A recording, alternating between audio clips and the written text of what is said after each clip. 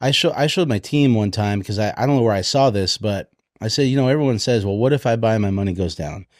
And you guys would probably tell me, well, that'd be the best thing that would happen. Yeah, it's on sale. That's right. Because then we could put more in, right? Yeah, but I show them this, I read it on a whiteboard, like if you start dollar cost averaging right here, and let's say it's a top, and you literally pick the worst timing in the world, but you stay faithful to it because Courtney and Anne-Marie told you it was the best idea, and you did it every month, and it goes down for 2 years.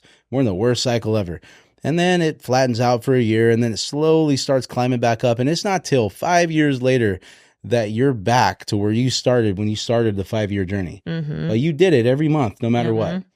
Guess what your return on investment is from here to here? Mm-hmm. You guys know what it is? You ever seen that before? I haven't seen that. 200% return on investment. Oh, Oh, my God. wow. Yeah. Nice. Yeah. So you guys should show that to people. We absolutely Yeah. should. Pretty good little. Yeah. I used. It's a good trick. We like pictures We and like graphs pictures. too. Oh, yeah, who we doesn't love like a good them. picture? Yeah. I try to keep it simple. I think one of the worst things about financial planners for the common people is they make it too complicated. Oh, yeah. 100%. Same with agree. mortgage people. We talked agree. about that so before we changed firms, we went through a really intentional, focused core values process. And that was one of the things that came up was we are so committed to keeping it simple because it doesn't, all of the charts and the graphs, if someone's just nodding, but they are basically just completely confused, then we didn't do our job and they're going to leave and they're not going to want to admit it. There's going to be shame around it for whatever that's not a good reason. But, we want to keep it simple so that they completely understand, or at least understand more than they did when they walked in the door.